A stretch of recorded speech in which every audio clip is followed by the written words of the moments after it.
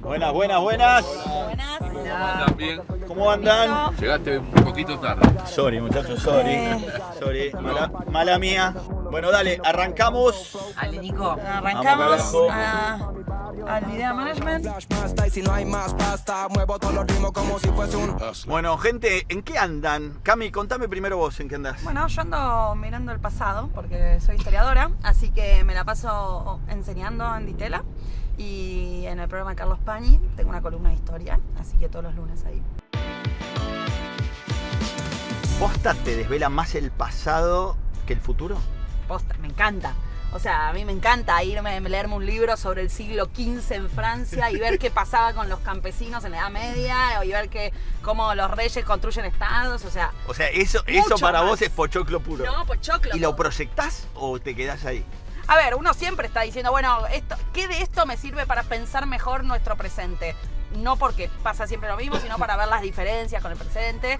Y eso inevitablemente te lleva a decir, bueno, escenarios futuros en un contexto, ¿no? Pero a veces es por el mero hecho de activar la imaginación y la creatividad, que es lo que hace. Contame vos, Andrés, ¿en qué andás, porfa? Y bueno, en radio. Urbana Play 104.3 y Now, ahora nueva radio que tenemos, que es periodística 97.9. Una radio, las dos son multiplataforma. Qué loco que decís radio. Vos seguís, para vos Una tu radio. anclaje es radio, porque base es radio. hay mucho que ahora dice streaming, zazaraza, vos sos radio multiplataforma. Es como... ¿Extrañás el pasado de la radio sin imagen?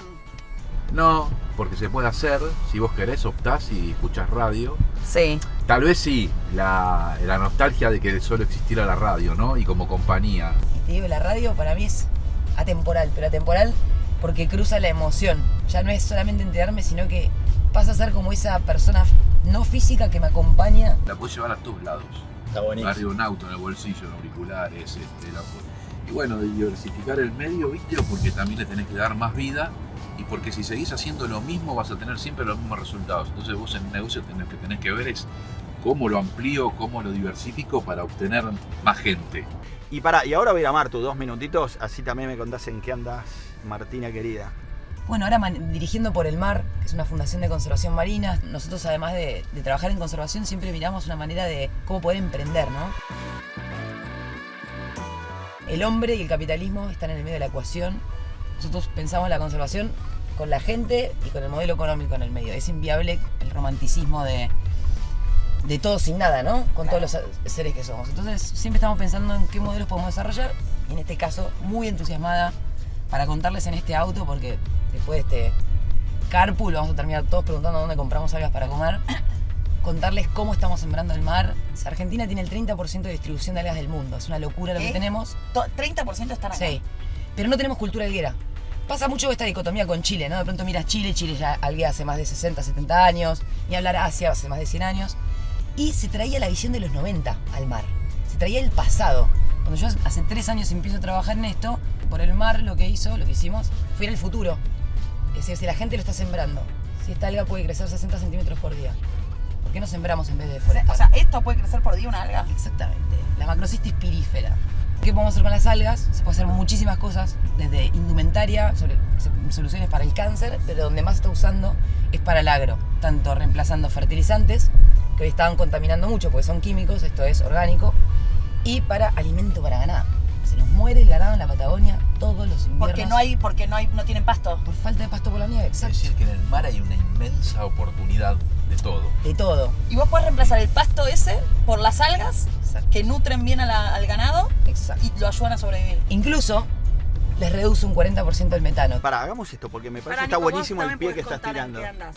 Ah, es verdad. Podés contar en qué andás, ¿no? Tengo una consultora de creatividad e innovación que se llama Becoming. También hace poquito escribí un libro que se llama El método Taylor Swift, un libro de innovación. ¿Cómo es eso? A ver cómo es. Resumilo en un tuit. En un mundo donde ya todo está pasando tan rápido, los manuales de innovación quedaron viejos. Y lo que me pasó a mí en mi profesión, para seguir aprendiendo, dije, ¿de dónde sigo aprendiendo? Entonces me di cuenta que los nuevos manuales están allá afuera. Son personas o marcas Sí. que están disrumpiendo industrias y que de vuelta, si yo me pusiera las pilas para tratar de analizarlos y No hay tratar receta. de extraer patrones detrás de ellos, pues quizá pueda sacar no solo aprendizajes para mí, sino para otros, pero no necesariamente en lo que esa persona o esa marca está haciendo. Porque, por ejemplo, analicé a Taylor Swift y de ella saqué aprendizajes del mundo de la innovación que le puede servir a un emprendedor de Junín, ¿entendés?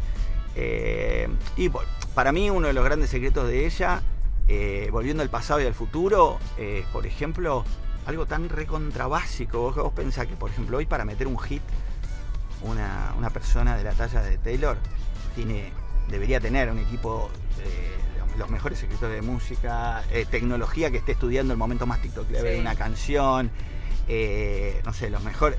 Y la mina todavía sigue ella escribiendo sus propias canciones, papel y lápiz. O sea, algo que en teoría es lo más básico e histórico de la música, para mí es el factor más grande y por el cual el pilar de su gran innovación. ¿Por qué? Porque a la larga, como ella escribe sus propias canciones, ella después cuenta su propia vida en sus canciones y genera a partir de eso una complicidad. Una empatía, ¿no? Como con la gente, con todo su fanbase, por decirlo, que termina viendo en ella más que a un artista, en una amiga y una persona que les cuenta su vida, que genera yo le llamo intimasividad, que es que cada persona siente que le está hablando a ella, por más que le está hablando a millones y millones al mismo tiempo. Entonces, eso que en algún punto vos decís, che, quizás la autenticidad de escribir tus propias canciones, algo viejo, quizá pasa a ser lo más nuevo, es un aprendizaje que le podría servir. Bueno, en este caso recién lo decía Andrés, che, yo me anclo en la radio y quizá las bases más fuertes de la radio van a ser quizá el pilar más grande de la innovación que yo haga. Porque por ahí hay unos que se están subiendo al streaming pero que no tienen la historia de radio y quizá ese lugar hoy pueden ser muy fancy, pero por ahí quizá lo que le permita quizás a Urbana y a Now pegar otro salto es quizá parte de las bases que tienen los fundamentals, los tienen, claro, conocen la base, sí. Totalmente. Entonces, eso mismo que hice con Taylor, lo hice con Bizarrap, lo hice con las fiestas Brecht, lo hice con el programa de Fórmula 1 Drive to Survive. O sea, cosas que yo fui viendo que digo, che, esto está generando algo más y estos son más de lo que uno cree que son. Claro, y tratás de analizar cuál es el método de estos creativos. Claro. Yo también veo un delineador común entre Bizarrap, Taylor Swift, que es la cultura de cómo tratan a su equipo. Porque si bien la innovación no ocurre porque porque hay personas atrás, porque uno construyó un equipo con una cultura, con una manera de ser. Por eso hoy los departamentos ya no se llaman recursos humanos, se llaman departamento de people. Empiezan a entender que la persona no es un recurso. Y vos agarrás Bizarrap y te fijás el equipo de trabajo de Bizarrap, son sus amigos de toda la vida, y hay algo en común que es cómo estamos tratando a nuestros equipos de trabajo, cómo estamos generando esa cultura de laburo, que es raro. Bueno, hay que dejar de pensar que en el pasado que los equipos eran un gasto, y yo considero que es una inversión. Cada una de las personas es un recurso humano que es una inversión para que se pueda lograr. Para poder armar este carpool hay una inversión, es decir, no hay un gasto porque se hace con determinado objetivo y demás. Pero la gente cuando trabaja, bueno, para mí es una inversión, es un gasto. Primer gran doble clic con Cami, que es, siempre en management hablamos del futuro del liderazgo. Y vos, obviamente, lo venís contando en esta charla, a vos te encanta ir para atrás, para ver qué podemos aprender de atrás.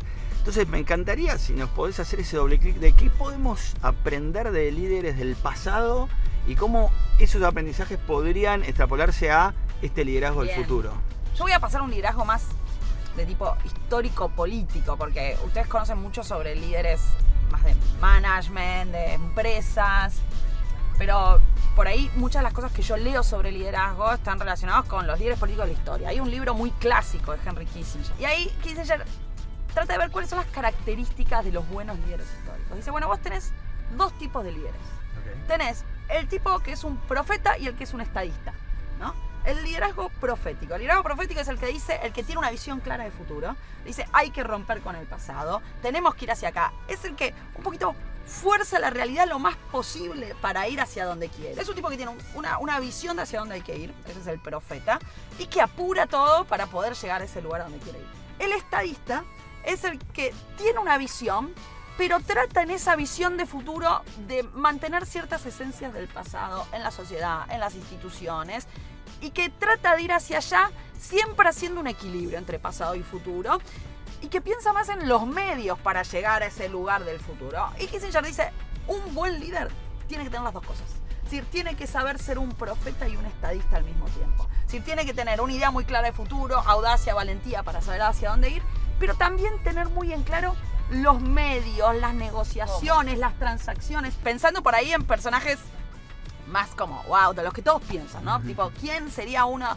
No sé, a mí uno de los que me parece como más zarpado en ese sentido es Churchill, ¿no? Churchill tiene las dos. Pensemos que Churchill empieza en la década del 30, cuando Hitler ya estaba ascendiendo, Mussolini ya estaba ascendiendo.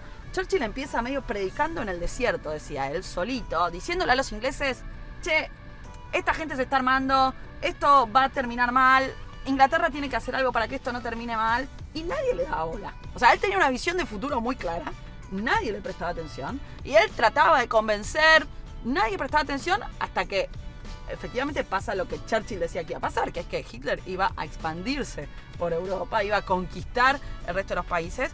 Y cuando Churchill llega en 1940 a ser primer ministro, le toca decidir algo muy difícil, que solo lo podés pensar si tenés una visión de futuro muy clara. Y el tipo logra convencer, o sea, eso es una cosa medio de liderazgo, ¿no? Logra convencer a un país entero que estaba muerto de miedo de que había que hacerle la guerra a Hitler. Sí. Y le promete sangre, sudor y lágrimas. Es decir, los convence con esa frase desgarradora. Total, es que ahí hay algo de también sinceridad en los liderazgos. Sí. Donde, bueno, vos tenés que poder convencer y al mismo tiempo ser lo suficientemente honesto para decir, vamos a sufrir haciendo esto. Vamos a sufrir haciendo esto, pero el mundo necesita que vayamos hacia allá, ¿no? Sí, entonces, es un profeta en ese sentido, pero también es un estadista. Churchill sabía que tenía que armar una coalición, una alianza amplia con países muy distintos. La Unión Soviética y Stalin, Roosevelt y Estados Unidos, él. Y el tipo hizo todo el equilibrio, el pragmatismo que tenía que hacer para poder llegar a esa visión de futuro. Es decir, llegar a una visión de futuro implica también, en muchos casos, aliarte con gente con la que no querés aliarte, negociar, hablar con gente con la que no te llevas bien o no, en la que no crees. Pero si tenés esa convicción de hacia dónde ir y al mismo tiempo sabés que tenés que transaccionar con la realidad, con el pasado, con los que tenés al lado, seguramente puedas llegar. El líder se gana el título de líder. Vos podés ser un visionario y podés ser un estratega. Pero si no caminás lo que pregonás, ese liderazgo se cae. Ese liderazgo tiene dos capítulos. Sigo yendo a los mismos lugares cuando era productor. A las transmisiones, a todos lados, con la gente a trabajar. Porque eso lo pregonás, si lo tenés que cumplir, lo tenés que validar, lo tenés que mostrar. Tenés que estar en la trinchera con el que trabaja. Por ahí haces otra tarea, pero tenés que estar. Es clave saber combinar dos palabras, convicción y flexibilidad. Muy bien, muy importante. Y son dos palabras que para mí resumen mucho esto que está diciendo, convicción y flexibilidad. Total. Y después por otro lado, esto que contabas vos, Martu, yo lo llamo, y mira, lo voy a combinar con el histórico, también medio polémico, pero que fue mi forma de conceptualizarlo también en mis empresas, yo le llamo el liderazgo Che Guevara, que es el liderazgo desde la trinchera. Porque hay dos tipos de liderazgo, el que está en la trinchera peleándose como uno más, y el otro que está desde atrás mirando y tirando. Y yo creo que hoy la gente se contagia más del que está en la trinchera. Como líderes, yo creo que tenemos que también ser como ese escenario, esa vidriera de humano, que esa locura que vos pensás, que esa visión que vos tenés, que al 99% de la gente le parece inalcanzable, ver en vos esa escalera para llegar a ese lugar. Pues si no, ¿por qué me voy a subir a tu barco con tu locura? Total. Más allá de todo, vos tenés que ser también una herramienta para los demás. Si tenés 25 años, 30 años de experiencia, vienen y me consultan algunas cosas. Che, ¿te parece si hacemos esto? Si no estás presente nunca, y nunca vas a saber qué está pasando en el No, nunca no sabes a dónde ir, no sabes cómo... Y el humor de la gente también, de tus compañeros, porque para mí son compañeros. Cada uno hace diferentes tareas y ¿qué pasa? ¿No? La temperatura del lugar. Hay una historiadora que trabaja con presidentes norteamericanos. Ella dice, bueno, un buen líder es el que tiene que transmitir emociones, y para hacerlo, esos buenos líderes, dice ella, son líderes que saben contar historias, ¿no? Son líderes que te transmiten emociones sabiendo contar historias. Entonces pone el ejemplo de Lincoln. Dice, bueno, Lincoln era un tipo que no era solo no es solo el presidente que llevó adelante la guerra civil norteamericana y el fin de la esclavitud en Estados Unidos, sino que Lincoln antes era un poeta, es un tipo que se hizo desde abajo, que sabía contar historias. Y de esa manera él convenció a una nación, en primer lugar, de que se tenía que terminar la esclavitud. Y eso lo hizo en gran parte con historias que son también emocionales. Muy importante en los liderazgos esta capacidad de poder empatizar, mantener empatía, hablarle a la gente, poniéndose en el lugar de la gente y poder armar una historia, una narrativa de dónde venimos, cómo estamos. Eso es muy importante para movilizar emociones. A ver, Cami, y como para cerrar esta parte, ¿me puedes extrapolar algún aprendizaje de algún líder argentino histórico y decir, che, esto lo sacás tal cual y vos mañana en tu empresa la podés aplicar no con sé. tu equipo, a ver si se te sirve? No sé si en tu empresa, pero yo cuando pienso en un líder argentino así que me flashea, yo pienso en Sarmiento. O sea, la Argentina prácticamente no existía, no teníamos instituciones, teníamos poca población, había que armar una república de cero y el tipo piensa la manera en que vos podés crear una república, crear ciudadanos, crear instituciones, crear escuelas y hace cosas osadísimas para que eso suceda. Ok, tenemos las escuelas, pero no tenemos quien enseñe a alfabetizar. No, tenemos que traer maestras de Estados Unidos que ya saben alfabetizar para que le enseñen a personas acá que hay que alfabetizar. Y el tipo trae 60 maestras, las importa de alguna manera. O sea, hacer que las cosas pasen, ahí vemos. Hacer que las cosas pasen no importa cómo. Claro, y el tipo piensa algo que osadísimo, ¿no? Para decir, esto tiene que funcionar. Entonces son esas cosas, digo, bueno, claro, o sea, a nadie se le hubiese ocurrido traer maestra de Estados Unidos, ¿no? Entonces, bueno, buscarle las soluciones más osadas. Creatividad, total.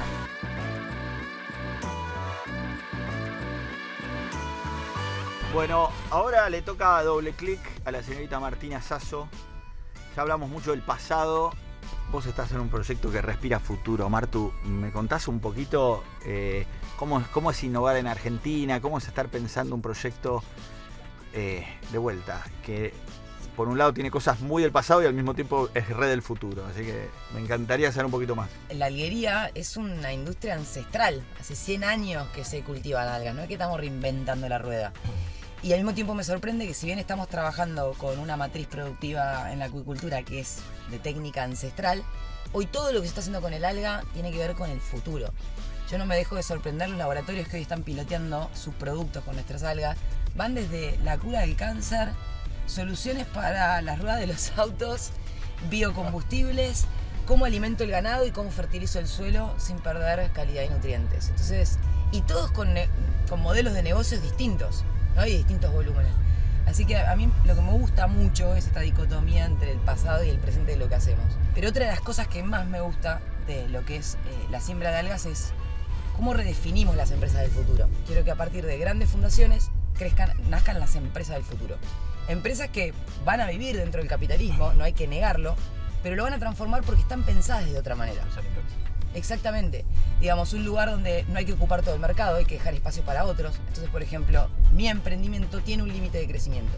O sea, tu emprendimiento nace de una fundación. Vos de tu fundación haces una empresa. Hago una empresa y no de una empresa hago una fundación. Mi modelo es al revés. Hoy que haya muchas empresas de algas en el país, es mucho más negocio que Martina tenga la empresa de algas más grande de todas. Claro. Porque a partir de, esto pasa igual en la naturaleza, de la pluralidad, de la mezcla de cabezas, pasa en la creatividad, surgen las mejores soluciones. La pluralidad trae. Ahí te sumo algo que justo que me parece también un concepto muy moderno y que estoy escuchando en otros lados, que es más que la competencia, la colaboración. O sea, si vos tenés ya te pusiste un límite de crecimiento es porque entendés que le vas a dar lugar a otros y entendés que la competencia, o sea, que exista un otro, te garpa, te sirve. Me quedó picando lo del límite de crecimiento. Cuando decís que vos sabés que tenés un límite de crecimiento. Parte de entender que el crecimiento, o sea, los recursos son finitos. Que vos plantees un crecimiento ilimitado es utópico. Bien. Para cualquier marca, no importa si estás haciendo chicle, estás haciendo leche o si estás produciendo antenas. Y tiene que ver con esto que dice Nico de la colaboración. Digo, en el momento donde se suman más empresas, son más las que están dispuestas a pagar el costo de aprendizaje que si voy yo sola como punta de lanza. Claro. Entonces, si bien hoy yo, por ejemplo, estoy generando bioestimulantes y alimento para ganado, hay otra gente que está desarrollando el mismo proyecto porque le damos la fórmula y demás y lo puede desarrollar y va seguramente a llegar a otro lugar y lejos de competir conmigo. Pero eso uno lo tiene que creer. Porque si uno cree que lo Claro. que tiene es tan especial, que solo uno lo puede hacer y solo uno puede hacer que eso crezca grande, estás limitando la capacidad de expansión de la industria. Martu, me parece está bueno y lo voy a conectar con algo de lo que venías contando antes, Andrés, que yo me imagino que en este salto de radio a multiplataforma, también tu relación con la comunidad debe haber cambiado, tu relación con la audiencia debe haber cambiado, se amplió, seguramente antes era más un monólogo y no tenías, como mucho te llamaban cuando vos abrías micrófono, que me llamen, y ahora te están comentando en tiempo real y te pueden generar hasta un bardo en tiempo real. Digo, ¿cómo es esa mixtura donde la cultura, en el buen sentido, se metió en tu proyecto original, que era una radio? Vos mismo te adaptaste a eso, pero seguramente en esa adaptación deben haber un montón de cambios.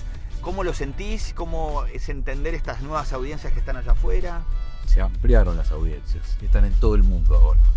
A todos los lugares va y siguen, la conocen la radio porque sale por una plataforma, por otra. Y la idea era, la visión era ampliar las audiencias, porque por radio solamente era frecuencia y alguna aplicación, nada Claro. más. Y nunca terminaba de conocer al oyente, más allá de la calle, que te venía a ver en la radio, te decía, sí, yo escucho la radio. Hoy los ves, los escuchás, los lees, sabés, y viajás a otros países y te siguen. Más allá de que te consideras una radio, vos hoy también estás compitiendo en el mundo del streaming, ¿no? Donde también están las Olga de este mundo, las Luzu de este mundo. ¿Sentís que igual es un espacio donde ¿Competencia? la competencia suma más que o cómo lo ves? ¿Tu opinión al respecto? No lo tengo como categoría, es una categoría nueva. Yo, la verdad que, es decir, para mí yo soy una radio, es decir, no competís por supuesto en lo comercial porque la inversión de una empresa es una La audiencia. y claro, sí, por supuesto. Pero son, me parece que modas donde van fluctuando. Es decir, yo la verdad prefiero trabajar medio tradicional, que se adapte a los tiempos que pasan, es decir, a las nuevas plataformas, a las nuevas ideas y demás. Pero para mí lo que manda son el mundo de las ideas y los contenidos. Y después las personas. Porque no puedes armar un medio de comunicación. Podés liderar un medio de comunicación, pero cada uno de los programas y las programaciones tienen líderes que llevan adelante de productos. Y esos productos tienen que ser muy buenos para que y después la gente decide si tu liderazgo es el que está buscando, porque después la gente busca liderazgo. Pero la idea es adelante. A la larga, mucho de lo que están diciendo ustedes termina siendo eso que no cambia, ¿no? O sea, cuando fuimos al pasado, pero cuando pensás en el futuro también es más fácil planificarlo de qué es lo que no va a cambiar. Obvio. ¿Cuál es la esencia, no? Cuando yo te decía esto de que un profeta y un estadista, el estadista dice, bueno, hay alguna esencia por mantener. ¿Cuál es esa esencia de la sociedad, del medio, que yo quiero mantener y que creo que es lo que funciona? O sea, ¿todo cambia? Bueno, no todo cambia. Hay cosas que hay que mantener, ¿no? Originalidad, creatividad, la frescura.